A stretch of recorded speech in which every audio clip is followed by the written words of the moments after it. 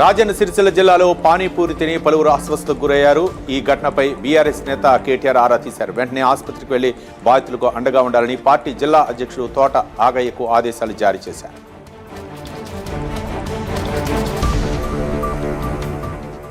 విత్తన కంపెనీలు, ఫెర్టిలైజర్ డీలర్లు, కృషి వివాస్ నిర్వాహకులతో మంత్రి తుమ్మల సమీక్షా సమావేశం నిర్వహించారు. ప్రభుత్వం తీసుకొచ్చిన యూరియా యాప్పై ఫెర్టిలైజర్ డీలర్ల అభిప్రాయాలను, సూచనలను అడిగి తెలుసుకున్నారు. సాగు సాంకేతికతపై చర్చించారు మంత్రి తుమ్మల.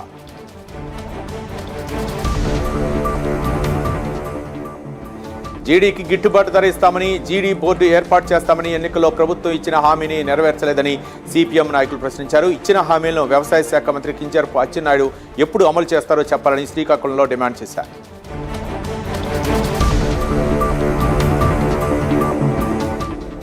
పెద్దపల్లి మండలం అప్పన్నపేట బైపాస్ రోడ్డు నిర్మాణంపై రైతులు నిరసన వ్యక్తం చేశారు. భూములు కోల్పోతున్న రైతులు పంచాయతీ కార్యాలయం ముందు నిరసన తెలిపారు.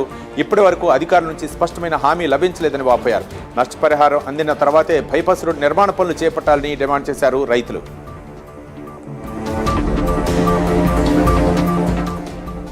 ఖమ్మం జిల్లాలో ఉష్ణోగ్రతలు పెరిగాయి. 2-3 రోజులు వర్షాలు పడ్డా మళ్లీ ఇవాళ ఎండ భగ్గుమంది. దీంతో స్కూళ్లకు వెళ్లిన విద్యార్థులు అవస్థలు పడ్డారు.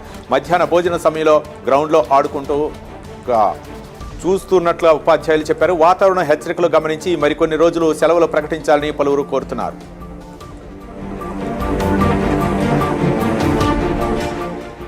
చిత్తూరు జిల్లా కుప్పం గోకర్లపల్లి బీట్ 2 గ్రామంలో ప్రభుత్వ భూమి కబ్జాకు గురైంది.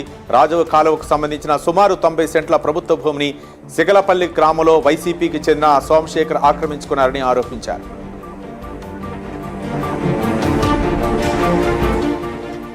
నెల్లూరు జిల్లాలో దారుణ హత్య కలకలం రేపింది. ముత్తుకూరు మండలం పొట్టెంపాడు నక్కల కాలువ సమీపంలోని రొయ్యలకుంట్ల వద్ద కాపలాగా పనిచేస్తున్న 60 ఏళ్ల అల్లూరి శేషయ్యను తోటి కాపలాదారులు హతమార్చారు. కర్రలు, కత్తులతో విచక్షణారహితంగా దాడి చేయడంతో శేషయ్య తీవ్ర గాయాల పాలై రక్తపు మడుగులో మృతి చెందారు.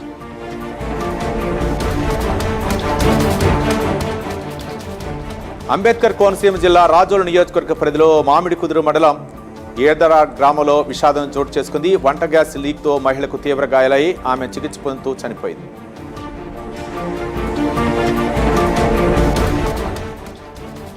ఉద్యోగులకు ప్రభుత్వం వేల కోట్ల రూపాయల బకాయిలు ఉన్నాయని ఏపీ జేఏసీ చైర్మన్ బొప్పరాజు నెల్లూరులో అన్నారు.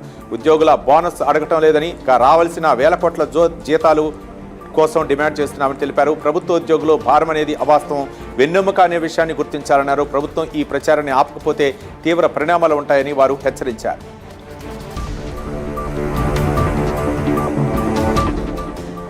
కర్నూలు జిల్లా మంత్రాలయ నియోజకవర్గ మల్లన్నహట్టి గ్రామానికి చెందిన ఓ వృద్ధురాలకు 2 ఏళ్ల నుంచి పెన్షన్ రావట్లేదు. దీంతో ఆమె ఆవేదన వ్యక్తం చేసింది. 30 రూపాయల నుంచి పెన్షన్ తీసుకునేదాన్ని, కానీ ఇప్పుడు పెన్షన్ రాకపోవడం చాలా బాధగా ఉందని ఆ మహిళ కన్నీరు పెట్టుకుంది.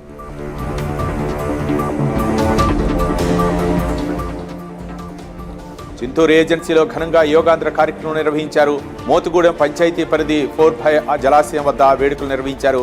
ప్రకృతి అందాల నడుమ యోగాంధ్ర కార్యక్రమం కొనసాగింది. ఈషా ఫౌండేషన్ ఆధ్వర్యంలో యోగ శ్లోకంతో కార్యక్రమం ప్రారంభమైంది.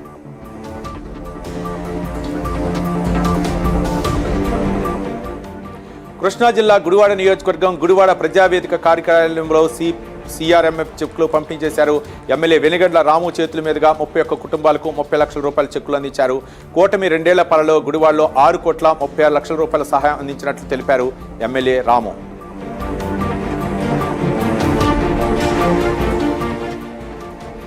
మోదీ 12 ఏళ్ల పాలనతో భారత్ స్వర్ణయుగం వైపు పయనిస్తుందని ఎమ్మెల్యే ఈశ్వరరావు అన్నారు. డిజిటల్ విప్లవం, మౌలిక వసతుల అభివృద్ధి, జాతీయ భద్రత వంటి అన్ని రంగాల్లో మోదీ ప్రభుత్వం చారిత్రాత్మక విజయాలు సాధించిందని శ్రీకాకుళం జిల్లాలో తెలిపారు ఎమ్మెల్యే ఈశ్వరరావు.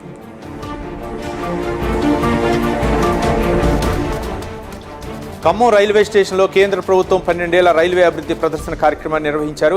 రైల్వే రంగంలో సాధించిన అభివృద్ధి చాటి చెప్పే ప్రత్యేక ఎగ్జిబిషన్ ఏర్పాటు చేశారు. ఈ ప్రదర్శనను బీజేపీ జాతీయ నాయకులు పొంగులేటి సుధాకర్ రెడ్డి ప్రారంభించారు. మోదీ నాయకత్వంలో రైల్వే సరికొత్త పుంతలు తొక్కుతోందని తెలిపారు పొంగులేటి సుధాకర్ రెడ్డి.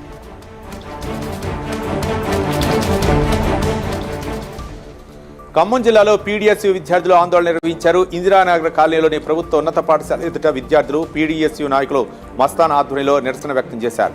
మూసివేసిన 23,000 స్కూళ్లను వెంటనే తెరిపించాలని డిమాండ్ చేశారు పీడీఎస్యూ విద్యార్థులు.